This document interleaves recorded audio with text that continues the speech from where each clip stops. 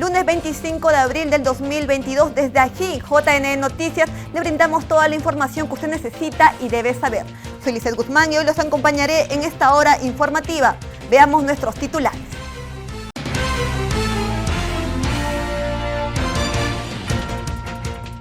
Nuevas reformas buscan promover participación política equitativa.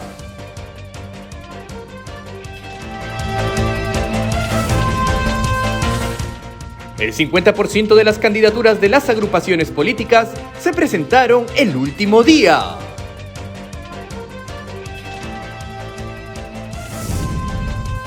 El Jurado Nacional de Elecciones se pronuncia sobre la sentencia del Tribunal Constitucional.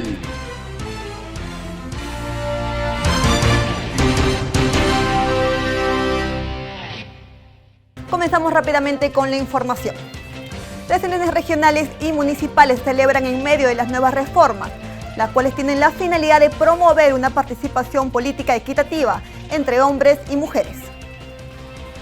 Al 2022, el Legislativo, junto a diferentes organizaciones y entidades públicas, promovieron diversas reformas electorales que buscaron promover una participación política más equitativa, justa y libre de corrupción. Una de las brechas que aún quedan pendientes es la representación política en cargos de autoridad del sector femenino. Según el Jurado Nacional de Elecciones, las mujeres han sido subrepresentadas en el ámbito subnacional, con tasas de elección constantemente menores a las de los hombres. Respecto a la participación indígena, las consejeras regionales han perdido espacio de participación en el periodo del 2006 hasta 3 veces menor que lo registrado en el 2018. De otro lado, en cuanto a la regiduría provincial, se mantiene desde el 2010. Durante el actual proceso electoral se elegirán a 13.032 autoridades en 25 regiones, 196 provincias y 1.694 distritos a nivel nacional. El ingeniero Uber Barreto, responsable de proyectos de tecnologías de la información del JN, aseguró que la plataforma Declara Interna respondió de manera óptima desde el 1 de abril hasta la medianoche del 11 del mismo mes, fechas en las que se estuvo habilitada de acuerdo al plazo señalado por la normativa.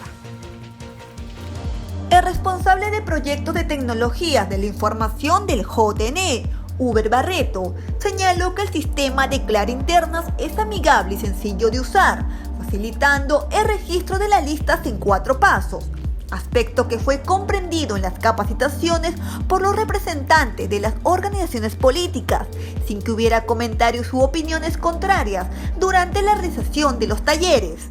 Bueno, nosotros en las capacitaciones no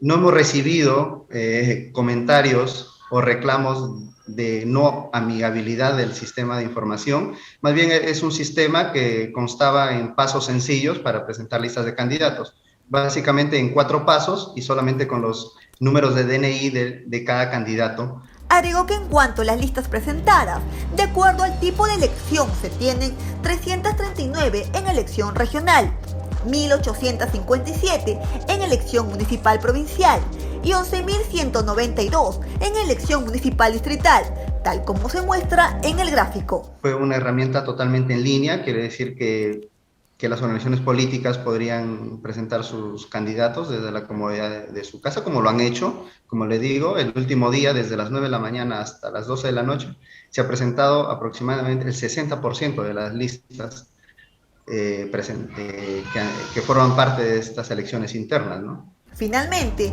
agregó que al cierre del plazo quedaron registradas en el sistema 13.388 listas de candidatos, que comprenden a 135.276 postulantes.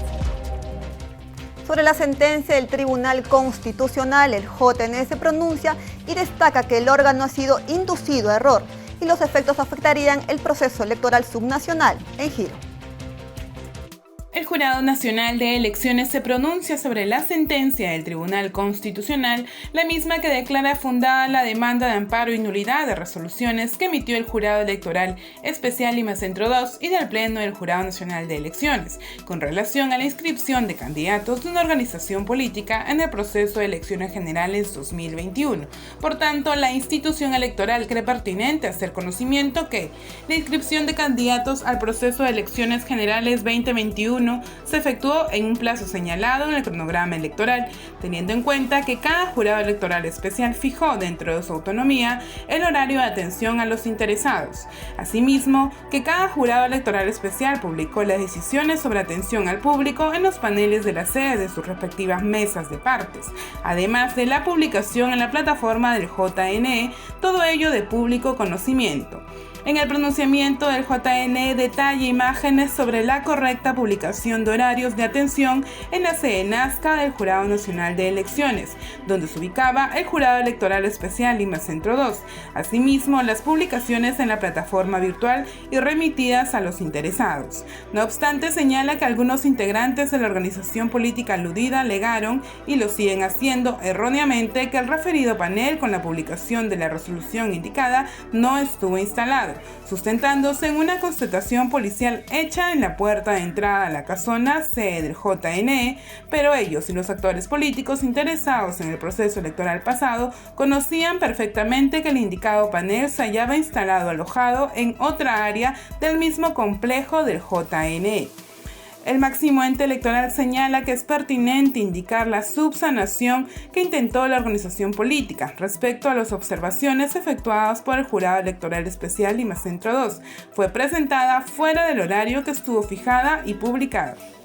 Finalmente precisa que se ha logrado sorprender a varios de los miembros del Tribunal Constitucional. Además, ha derivado en la nulidad de resoluciones jurisdiccionales del Jurado Electoral Especial y del Pleno del JNE, que quedaron firmes con respecto a la inscripción de algunos de los candidatos de la indicada organización política. Recalca que la mayoría del Tribunal Constitucional ha sido inducida a error y los efectos afectarían al proceso electoral subnacional en giro.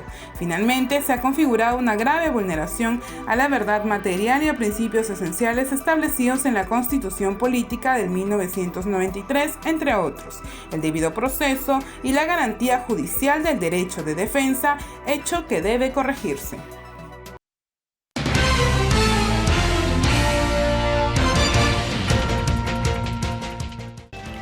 Ahora le comentamos que el Tribunal Constitucional declaró fundada una demanda de acción de amparo a favor de un partido político en contra del Jurado Nacional de Elecciones por vulneración del derecho de participación política. Recordemos que esto se dio a fines del 2020 con motivo de las elecciones generales 2021. Por ello nos encontramos con el doctor José Naupari. Él es abogado especialista en Derecho Electoral, a quien le damos la bienvenida. Buenos días, doctor. Muy buen día, muchísimas gracias por la invitación. Perfecto. Para que el televidente nos pueda entender, por favor, ¿por qué se generó el fallo del Tribunal Constitucional, el contexto? A ver, primero tenemos que señalar que es una de las 33 candidatas cuya inscripción fue desestimada por el Jurado Electoral Especial de Lima Centro 2 y confirmada por el Pleno de Jurados de Elecciones, la que interpone una demanda de amparo contra justamente el Jurado Electoral Especial de Lima Centro 2 y el Jurado Nacional de Elecciones. ¿Por qué motivo? Precisamente porque se le denegó la inscripción. ¿Cuál es el sustento de la demanda de amparo constitucional? Que la resolución del Jurado Electoral Especial de Lima Centro 2, que estableció el horario de atención al público, no había sido publicada en el panel. ¿Por qué es relevante para la perspectiva de la parte demandante este tema? Porque ellos ingresaron su escrito de subsanación a las 9:47 de la noche, el último día que vencía el plazo, siendo que ello excedía el horario límite de atención al público, con lo que ese escrito de subsanación se consideró extemporáneo, y como se consideró extemporáneo, se entendió que no se había subsanado oportunamente y se declaró la improcedencia de la demanda. ¿Qué es lo que utiliza el Tribunal Constitucional y bueno, evidentemente la parte demandante para sostener erradamente que no se había cumplido con la publicación de esta resolución de que estableció el horario de atención al público en el panel, una constitución policial del 31 de diciembre del 2020. 20, siendo que el plazo de subsanación era entre el 24 y el 26 de diciembre, y la resolución, una de las resoluciones impugnadas, la del Jurado Electoral Especial de Lima Centro 2, fue emitida el 30 de diciembre. Perfecto.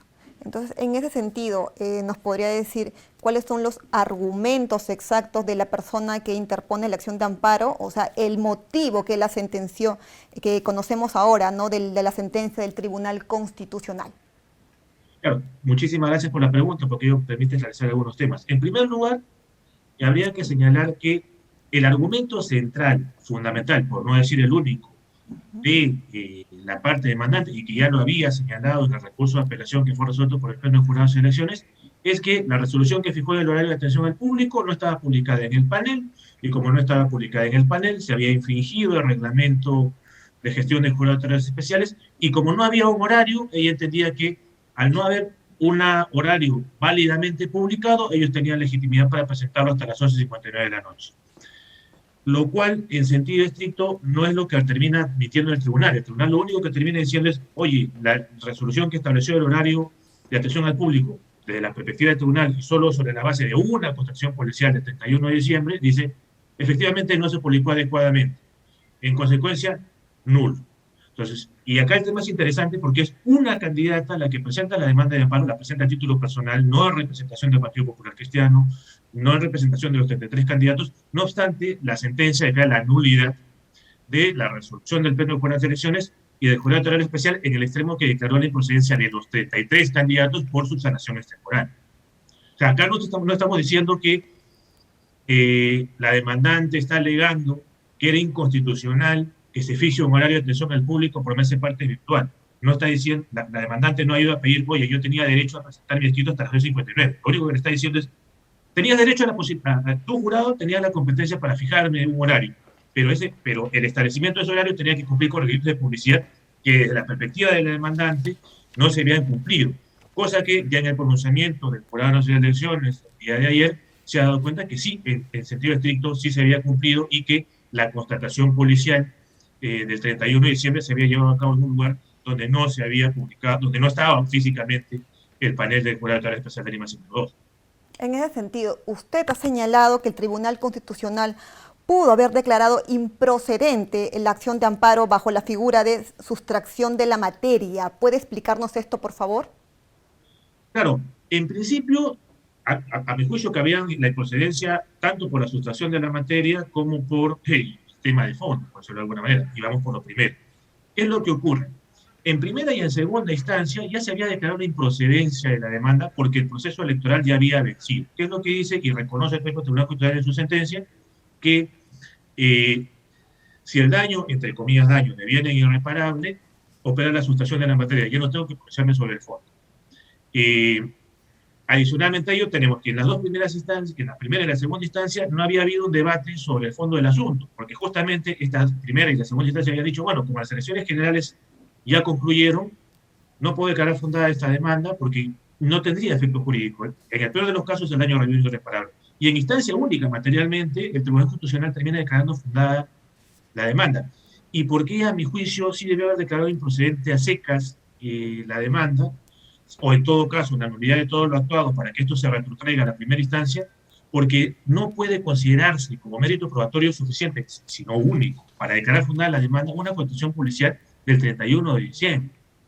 El Tribunal Constitucional nunca le termina requiriendo la información al Jurado Nacional de Elecciones respecto a que informe si efectivamente se cumplió o no se cumplió con la exigencia de publicar la resolución en el panel. No se la pidió. Dice en el Fundamento Jurídico 5, bueno, el Jurado Nacional de Elecciones se ha personado. Claro, se apersonó en la segunda instancia y se apersonó para reafirmar lo que había dicho en la primera, que era la improcedencia por actuación de la materia. El Jurado Nacional de Elecciones no había tenido oportunidad de pronunciarse sobre el fondo de la materia, que es lo que termina haciendo el Tribunal Constitucional.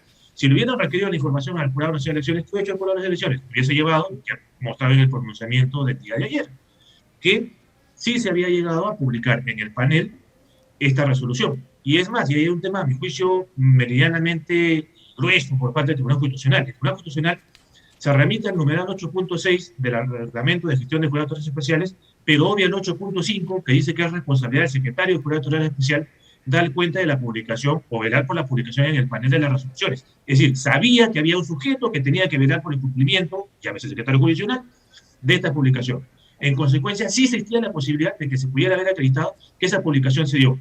El Tribunal Constitucional se dio el trabajo de siquiera pedir esa información, no se dio el trabajo de pedir esa información. En consecuencia, como había varias cosas por actuar, debió haber declarado la improcedencia de la demanda, porque en amparo no hay etapa probatoria. Y acá también, nuevamente, me refiero a lo que dije hace un inicio, lo importante era no tanto si estuvo publicada después de que salió la resolución, sino si estuvo publicada en el horario en el que el Partido Popular Cristiano debió haber ingresado el escrito de subsanación, que era lo relevante, porque lo importante es que durante el periodo en que pudo subsanar, el Partido Popular Cristiano tenía que haber sabido cuál era el horario de expresión al público, sea por la publicación en la web, que el propio Tribunal Constitucional reconoce que sí existió, y que tan así que hasta ahorita está publicada en la web, y en el panel.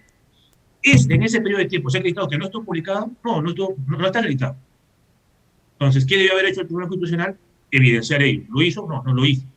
¿Debió haberlo hecho el Tribunal Constitucional en instancia única? No, pudo haberlo declarado la nulidad de todo lo actuado y pedir que todo esto, o bien se actuó en primera instancia, o sea, en el juzgado constitucional en primera instancia, o bien improcedente porque justamente por eso amparo no tiene etapa probatoria.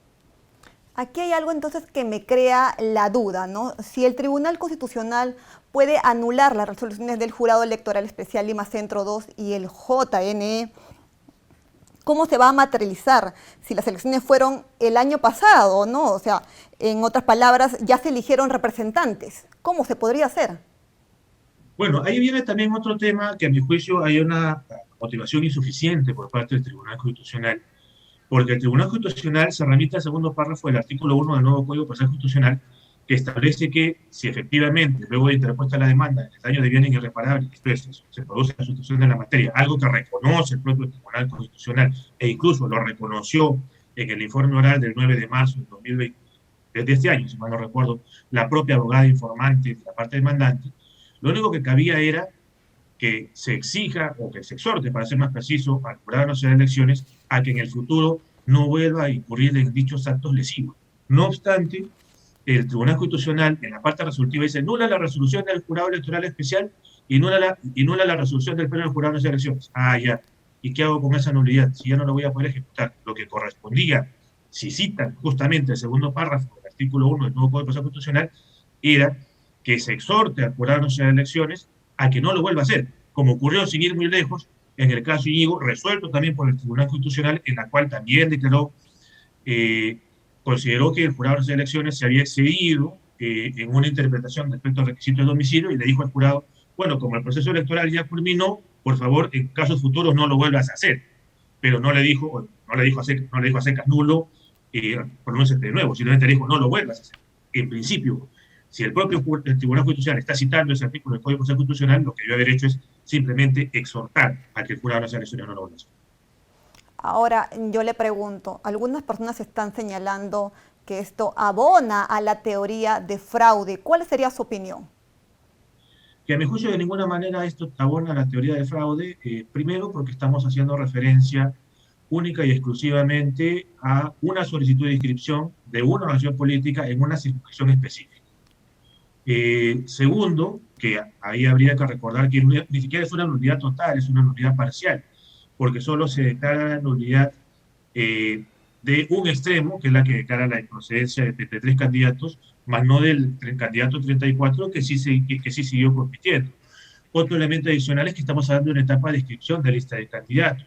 Otro tema adicional es que no estamos hablando de una actitud dolosa, por decirlo de alguna manera, por parte del Jurado Nacional de Elecciones o el Jurado Electoral Especial, en la medida en que la controversia jurídica se circunscribe a la publicación en el panel de una resolución que fija la ley de atención al público, siendo que esta resolución sí estaba publicada en la web.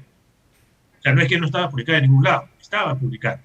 Y adicionalmente a ello, también tendríamos que señalar que estamos hablando de una resolución jurisdiccional, llámese la del Pleno por las Elecciones, que sí está argumentada. No es que no tenga, no es que no tuviese argumentación.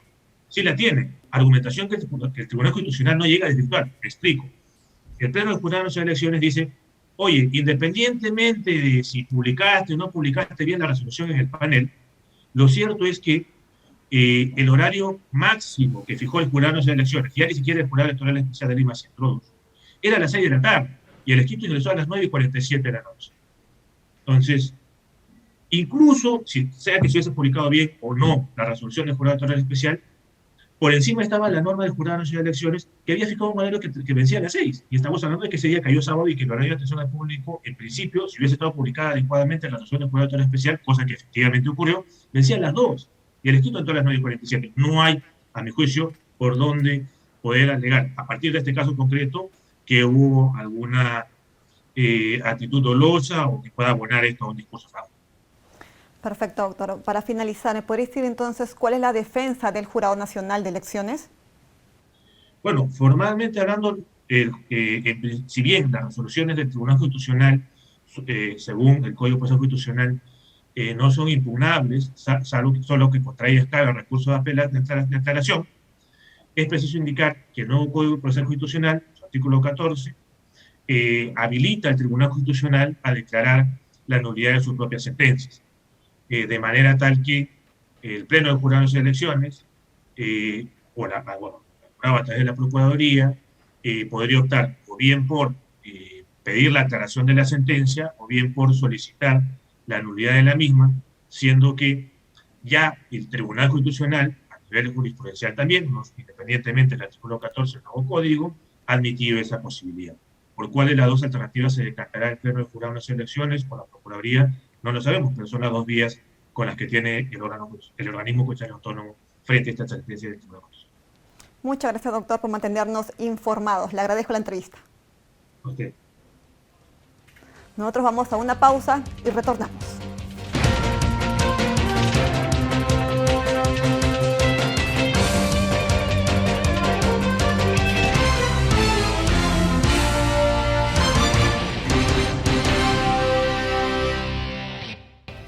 De inmediato nos enlazamos con Carolina Díaz, quien se encuentra con el presidente del Jurado Electoral de Lima Centro para informarnos sobre las incidencias de publicidad estatal en el marco de las elecciones regionales y municipales. Gracias por el pase. Nosotros vamos a hablar en este momento sobre la labor que cumple el Jurado Electoral Especial Lima Centro en el marco de las elecciones regionales y municipales de este año. Y por ello nos encontramos con el presidente Basilio Cueva Chauca de este órgano temporal, quien nos va a comentar sobre esta labor que está cumpliendo en esta ocasión este órgano temporal. ¿Qué tal? ¿Cómo está? Muy buenos días. ¿Cómo está? ¿Qué tal? Muy buenos días. Y de paso para aprovechar y saludar a toda la ciudadanía en general.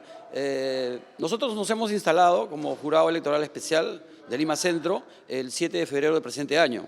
Y nuestra labor ahora, hasta el 15 de mayo de este año, en el marco de estas elecciones, tenemos competencia a nivel nacional.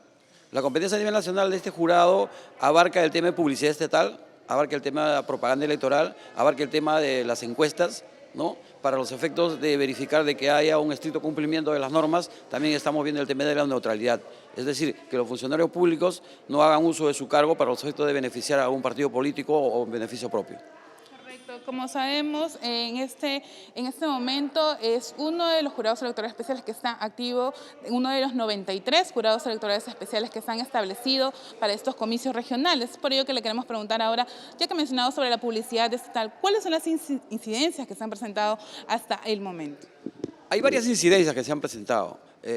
Nosotros sacamos varios comunicados informando principalmente a las autoridades para los efectos que en época electoral la publicidad estatal tiene dos supuestos en las que se puede prever. Uno es cuando hay un reporte posterior y que no salga la comunicación de un medio televisivo o radial. En otros medios, ¿no? Tiene que haber efectivamente una comunicación. Entonces, hemos visto, por ejemplo, que generalmente muchas municipalidades, nosotros tenemos más de 2.000 expedientes sobre publicidad estatal. Hemos verificado que estaban incumpliendo, estaban, por ejemplo, realizando publicidad que no era la adecuada para estos comicios, no eran de necesidad impostergable o de utilidad para los efectos de salir esta publicidad. Y nosotros lo que hemos hecho es, con los fiscalizadores, hemos puesto en conocimiento de las autoridades para que cesen esa publicidad. Y menos mal que en esos casos sí han cumplido las autoridades con la resolución del jurado y han cesado sus publicidades. En los casos en que se determine que no ha habido el cese de la publicidad, ya el jurado sí va a tener que imponer las sanciones correspondientes. Correcto. Por favor, para poder informarlo, ¿existe la autorización previa? ¿A qué se refiere con este término? ¿Qué es lo que los ciudadanos deben saber, en este caso, al momento de emitir esta publicidad estatal, ¿no? Claro. Hay una publicidad con autorización previa y otro con reporte posterior. La autorización previa es para los efectos de los medios televisivos y radiales. En esos casos, necesariamente tienen que informar al jurado de que va a haber esa publicidad antes de que salga. En los demás casos, sí, ya pueden hacer el reposte posterior con 7 días posteriores a la fecha en que se emitió la publicidad estatal. Ha mencionado también que el trabajo con los fiscalizadores es un trabajo en conjunto que hace. Por favor, ¿podría decirnos cómo es esta labor que hace la fiscalización junto con el jurado electoral especial en este caso? Mire, tenemos fiscalizadores a nivel nacional. En todo el territorio nacional tenemos fiscalizadores y ellos nos van informando por la plataforma electoral, nos van informando todas las incidencias que se presenten en cualquier distrito, de cualquier provincia, de cualquier departamento del país. Entonces estamos conectados en forma diaria y las 24 horas del día trabajando para los efectos de verificar que se cumplan con los reglamentos para estas elecciones, principalmente en el tema de neutralidad, propaganda y publicidad estatal. Bien, también por favor coméntenos, ya que este 16 de mayo se instalarán los 92 jurados electorales especiales a nivel nacional. Sabíamos que este jurado electoral especial Lima Centro estaba asumiendo las funciones a nivel nacional, pero ¿cuál va a ser labor a cargo después del 16 de mayo? Ya. El 16 de mayo, como usted lo ha dicho, se instalan los jurados electorales especiales, que son los que van a llevar a cabo, ¿no?, los comicios correspondientes a los distritos de su jurisdicción. Y nosotros, como Lima Centro, solamente nos vamos a abocar a 3 temas. Primero, la elección del alcalde de Lima, de la Municipalidad Metropolitana de Lima. Segundo, la alcaldía de Jesús María y de Breña. Entonces, esa va a ser nuestra labor. Ya cesamos con competencia a nivel nacional a partir de esa fecha, porque los jurados electorales van a asumir la competencia de su jurisdicción. Pero sí vamos a mantener la jurisdicción para impartir justicia electoral, principalmente en el tema de la elección del alcalde de Lima, del alcalde de Jesús María y de Breña, como le repito. Al ser usted titular de un órgano especial en este momento de las elecciones regionales y municipales, por favor, ¿podría ser una invocación, en este caso, a los partidos políticos, a que puedan cumplir con las normas electorales que tengan que ver con publicidad estatal, propaganda, y también a los funcionarios con respecto a la neutralidad, por favor? Sí, estamos viendo de que están cumpliendo en la mayoría de los casos con los reglamentos del jurado y con las normas sobre el tema electoral. Se invoca, eso sí, pues, a las autoridades, se invoca a los partidos políticos, a los dirigentes de los partidos políticos, a que esta elección sea lo más transparente y lo más leal posible en cuanto a preservar, ¿no?, que el ciudadano esté bien representado en estas elecciones. Muchas gracias entonces por darnos estos datos y por informarnos lo que está sucediendo en el marco de las elecciones regionales y municipales 2022, las incidencias que se puedan presentar. Nosotros esperamos tener más información. Adelante, estudios. Gracias, Carolina, por esta información. Ahora le comentamos que la OMPE nos brinda información en el marco de las elecciones regionales y municipales. Nos detalla sus labores respecto a los miembros de mesa que participarán del proceso del 15 de mayo próximo. Durante las elecciones internas, asimismo se informa sobre las listas representadas por las organizaciones políticas para el actual proceso. La OMPE habilitó en su sitio web el enlace de consulta de miembros de mesa, titulares y suplentes, así como los locales de votación que serán usados en las elecciones internas de las organizaciones políticas del 15 de mayo del 2022. En dicho enlace, las afiliadas y los afiliados de cualquier organización política podrán conocer si fueron designados como miembros de mesa y también el local al que deberán acudir a votar. Cabe mencionar que los miembros de mesa deben comenzar sus labores a las 7 de la mañana del día de la jornada electoral para facilitar la elección de sus candidatas y candidatos de las elecciones regionales y municipales 2022. Para las elecciones internas de mayo, las organizaciones políticas que participan en dicho proceso han registrado a sus miembros de mesa a través del aplicativo de la OMPE denominado Registro de Elecciones Internas. Dicho aplicativo estuvo habilitado desde el 12 hasta el 18 de abril, tiempo en el cual se consignaron los datos de las personas que asumirán los cargos de presidente, secretario y tercer miembro de mesa. Asimismo, se incluye a los 3 miembros suplentes. Todos ellos debieron ser designados en base al padrón de afiliados y afiliadas aprobado por el Jurado Nacional de Elecciones. Según el Reglamento de Elecciones Internas 2022, el presidente del órgano electoral central de cada organización política fue responsable de comunicar a la OMPE la designación de las y los miembros de mesa. La conformación final de los miembros de mesa deberá ser publicada en los locales partidarios y en los portales electrónicos de las organizaciones políticas, así como en el portal electrónico institucional de la OMPE. Es importante precisar que el organismo electoral realizará 2 jornadas de capacitación presencial para los miembros de mesa los días sábados 30 de abril y 7 de mayo. La labor de los miembros de mesa es esencial para los comicios internos, ya que serán los responsables de conducir el sufragio y de realizar el escrutinio de los votos de los afiliados y afiliadas, quienes elegirán a sus candidatos y candidatas para las elecciones regionales y municipales 2022. Un total de 13.388 listas de postulantes fueron registradas para las elecciones internas que se desarrollarán los días 15 y 22 de mayo. Del total de listas, 339 corresponden a la elección regional, 1.857 son nóminas para municipios provinciales y 11.192 para municipios distritales. Las listas inscritas corresponden a las 148 organizaciones políticas que lograron hacer el registro respectivo ante el Jurado Nacional de Elecciones. Las candidaturas que resulten ganadoras en las internas deberán ser inscritas posteriormente para participar en las elecciones regionales y municipales 2022. Es preciso indicar que algunas organizaciones políticas seleccionaron la modalidad directa de elección, por lo cual sus afiliados y afiliadas escogerán a las nóminas para los comicios de octubre. Otras han optado por la modalidad indirecta, para que sus afiliados y afiliadas primero seleccionen a delegados, quienes en una segunda fecha elegirán a los candidatos y las candidatas para las elecciones subnacionales. Para el desarrollo de la modalidad indirecta, los partidos políticos y movimientos regionales registraron ante la OMPE a sus candidatos a delegados. Estas listas pueden ser revisadas en la página web de las elecciones internas. Es importante precisar que las candidaturas para ser delegada o delegado deben encontrarse en la relación de afiliadas y afiliados de las organizaciones políticas. De esta manera, se vienen cumpliendo con las actividades del cronograma electoral para el desarrollo de unos comicios ordenados, seguros y transparentes. El 15 de mayo se realizarán las elecciones internas de las organizaciones políticas, donde los afiliados votarán por sus candidatos o delegados de cara al proceso del 2 de octubre. En este contexto, la OMPE informa para evitar aglomeraciones, porque recuerda que aún está presente el coronavirus y hay que cuidarnos.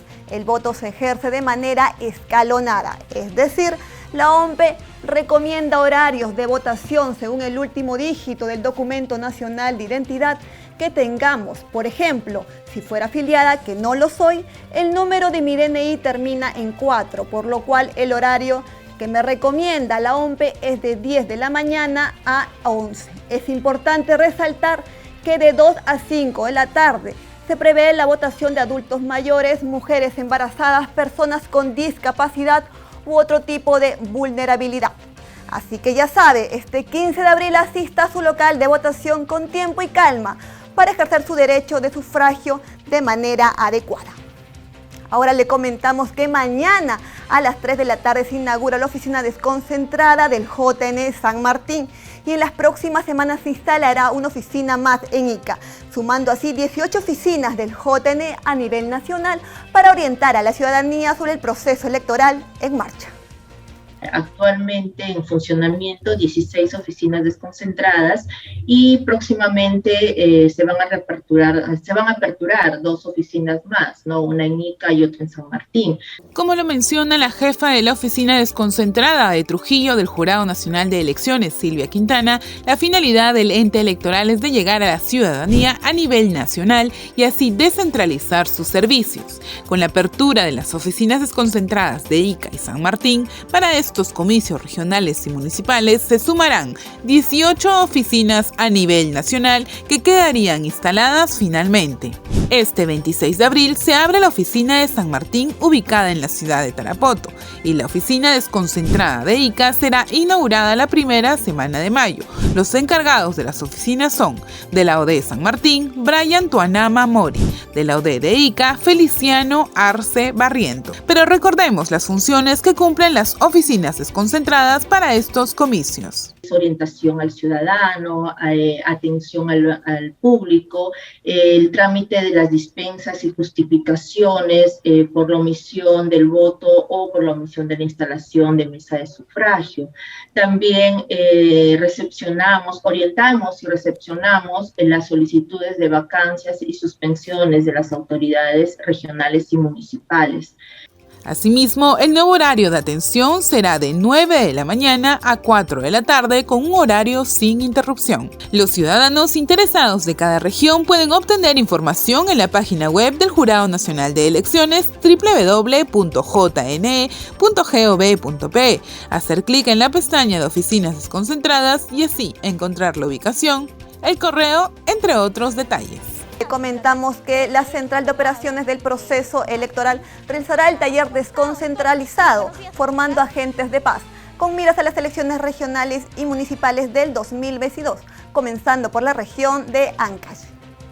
Con miras a las elecciones regionales y municipales, la Central de Operaciones del Proceso Electoral del Jurado Nacional de Elecciones realizará el taller descentralizado de capacitación formando agentes de paz, iniciando en Ancash este 29 de abril.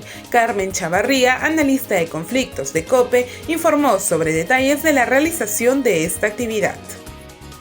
Que se van a realizar tanto de forma virtual como presencial en 6 regiones que han sido priorizadas por sus antecedentes de conflictividad electoral, ¿no?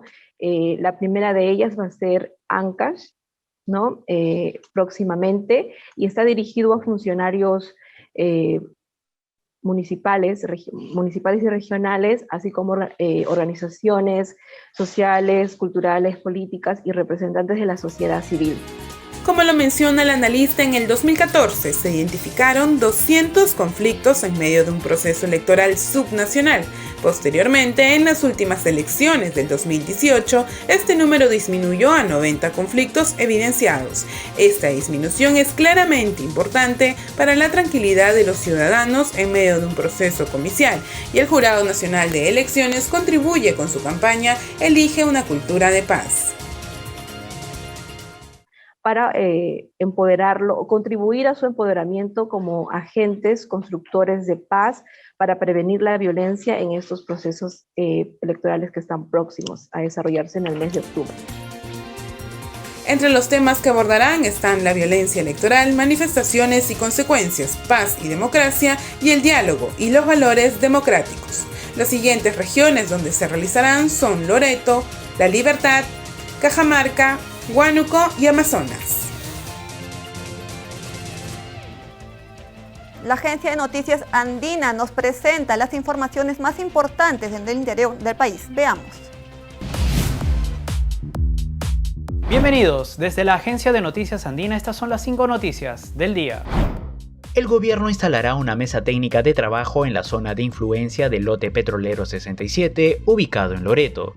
El objetivo es atender las necesidades de las comunidades, caseríos y localidades del área de influencia mediante el diálogo entre las entidades públicas y los actores involucrados para alcanzar acuerdos de solución.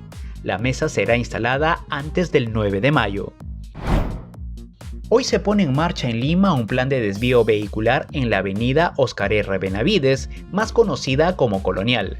Esto debido a los trabajos de la tercera vía y la estación Óscar Benavides de la línea 2 del metro de Lima y Callao.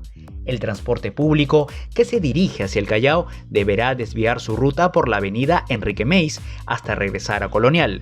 En el caso de dirigirse hacia Lima, tendrá como ruta alterna la vía auxiliar de la avenida Colonial. El plan de desvío para los vehículos particulares será diferente. Sunafil informó que multará con 1.000 soles y más a las micro, pequeñas y grandes empresas que dispongan, exijan o permitan el ingreso de trabajadores que no tengan las 3 dosis de la vacunación contra el COVID-19. Por su parte, el Ministerio de Salud precisó que las dosis de 50 y 100 microgramos de la vacuna Moderna contra el COVID-19 son seguras. El ministro de Defensa, José Luis Gavidia, se refirió a la iniciativa que presentaría el Ejecutivo para que junto con las elecciones regionales y municipales 2022 se realice un referéndum para una asamblea constituyente. Dijo que se trata de una propuesta y será el Congreso quien decida si finalmente se realiza o no la consulta popular en octubre próximo. Lima recibirá durante mayo y junio a los mejores tecnimesistas de la región y del mundo en las categorías menores y mayores.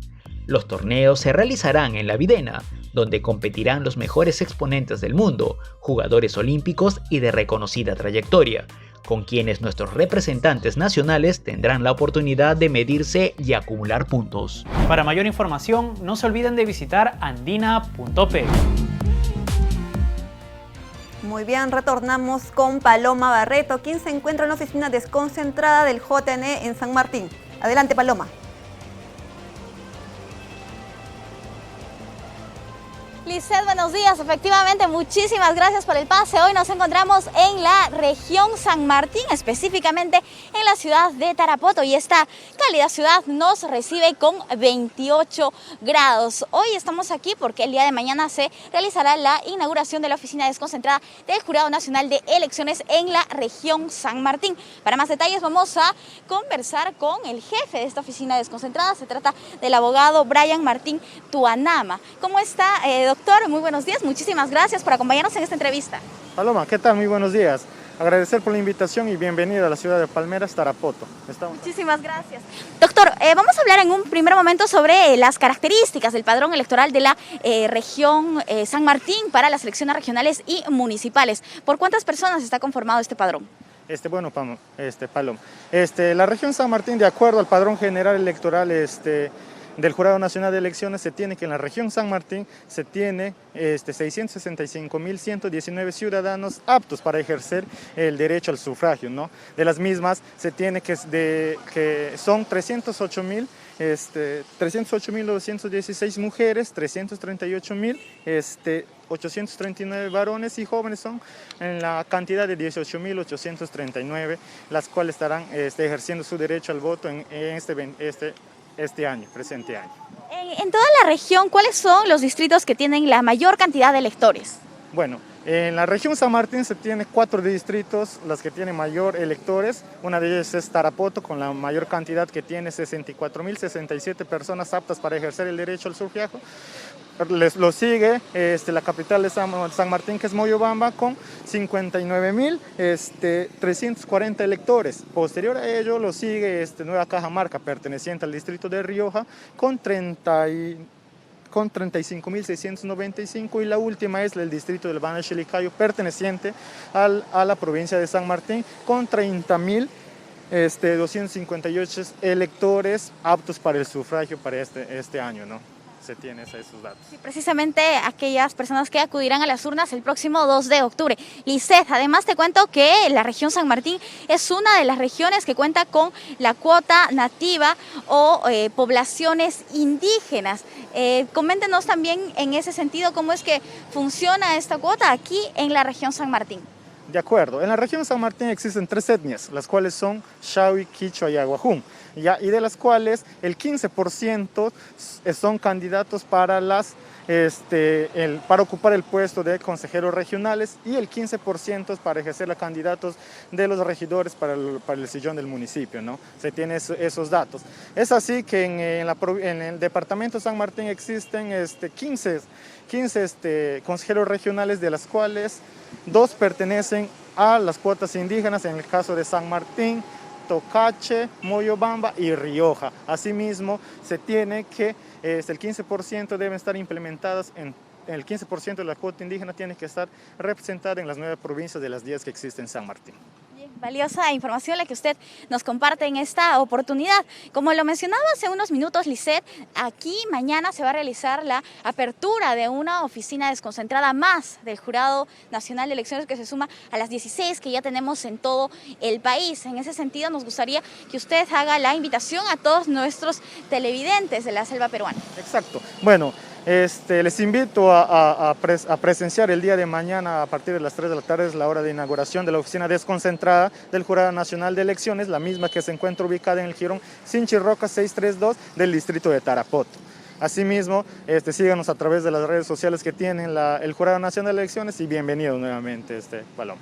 Doctor, muchísimas gracias. Les comento, amigos, que el doctor Tuanama también pertenece a una etnia y él tiene como lengua nativa el quechua. Él, para finalizar con este enlace, nos va a dar un saludo.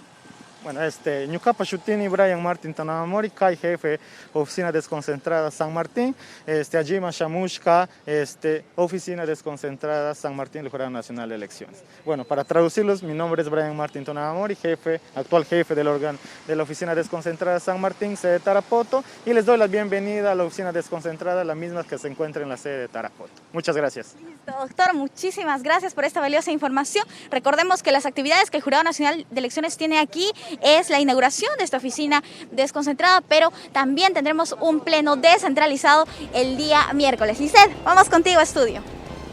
Muchas gracias, Paloma, por esta valiosa información que nos has traído desde la región San Martín. Ahora le comentamos que en el marco de los comicios de este año, el Jurado Nacional de Elecciones tendrá una reunión de trabajo este martes 26 de abril en su sede en Nazca, sobre la asistencia técnica para la elaboración de planes de gobierno. La misma contará con la presencia de la doctora Milagros Suito Acuña, directora nacional de Educación y Formación Cívica del JNE. Entre los asistentes están los representantes del Centro Nacional de Planeamiento Estratégico, de la Mesa de Concertación para la Lucha contra la Pobreza del Programa de las Naciones Unidas para el Desarrollo y de UNICEF Perú. La reunión será un diálogo abierto, del cual tendremos más detalles mañana aquí en JNE Noticias. Es momento de nuestro bloque internacional.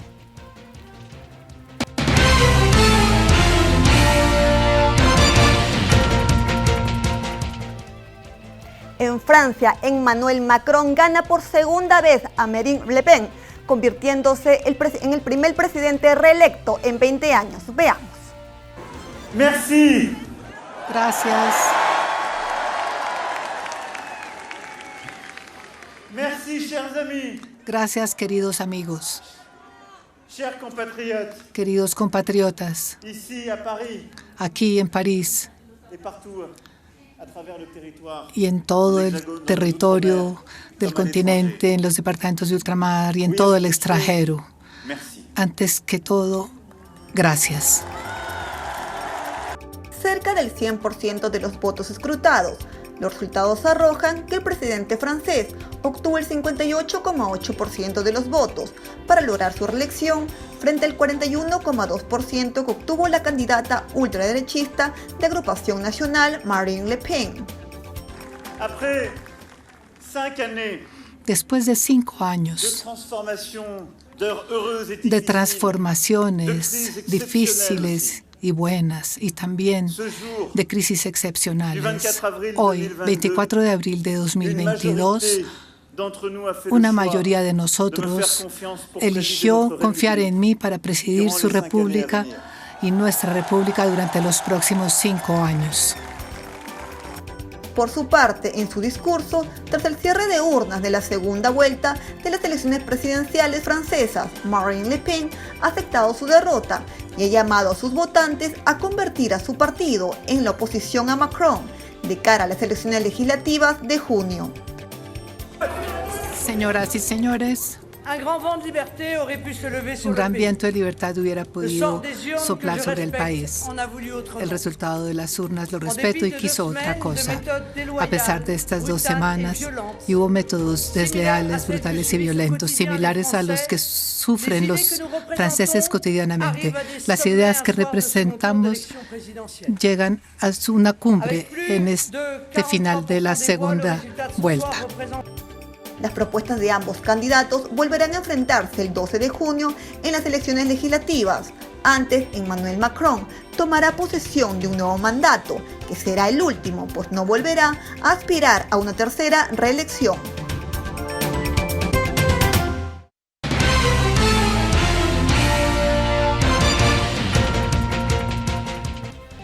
Muy Muy bien, lo que habíamos anunciado, nos encontramos con el analista internacional Fabián Vaya. Fabián, buen día, bienvenido. Muy buenos días, muchas gracias por la invitación. Perfecto, el día de ayer se realizaron las elecciones presidenciales en Francia. Por favor, coméntame, ya que Emmanuel Macron obtuvo el 58% de los votos y su contrincante Marine Le Pen obtuvo el 41%. ¿Cuáles han sido las razones por las cuales este triunfo se ha dado con una gran diferencia, mejor dicho, del 17%, ¿no? Correcto, sí. Yo creo que a nadie le ha sorprendido los resultados del día de ayer.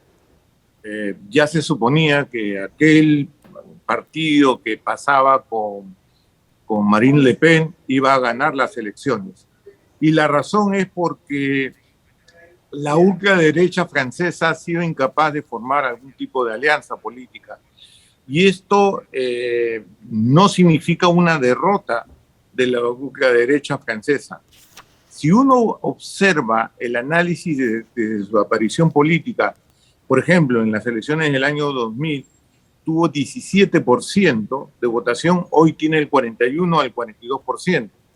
Es un crecimiento sostenido que ha tenido la ultraderecha en Francia y motivo de preocupación para todos aquellos que creen en opciones europeístas para la solución de los países franceses.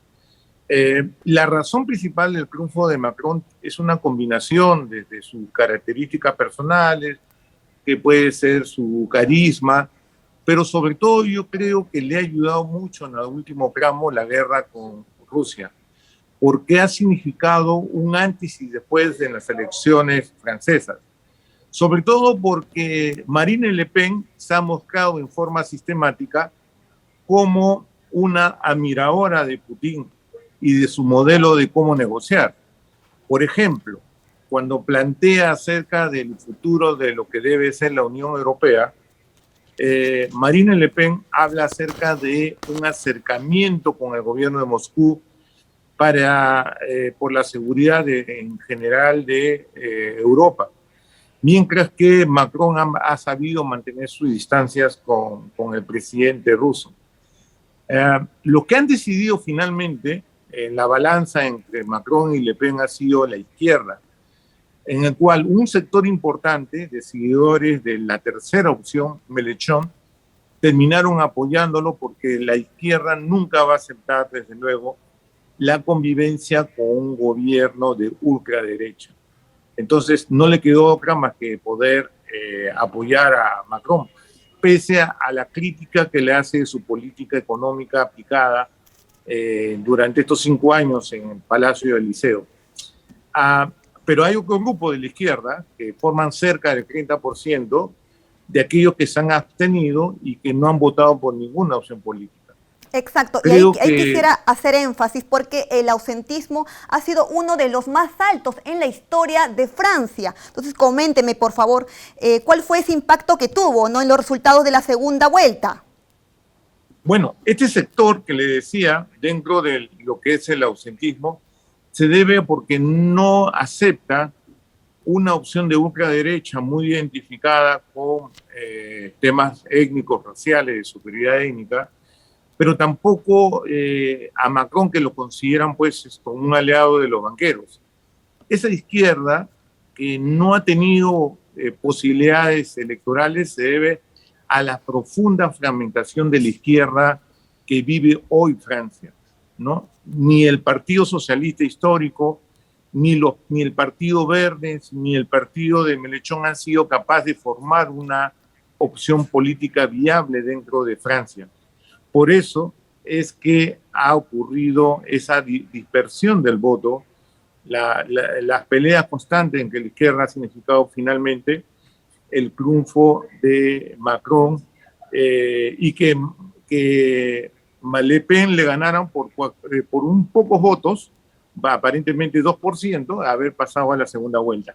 Exacto. Otro destino hubiera sido si es que hubieran pasado la izquierda y Macron a la segunda vuelta. Exacto, la opositora Marine Le Pen, pese a tener una nueva derrota, ella se siente muy optimista. ¿A qué se debería eso? Por este crecimiento sostenido que ha tenido la ultraderecha en Francia.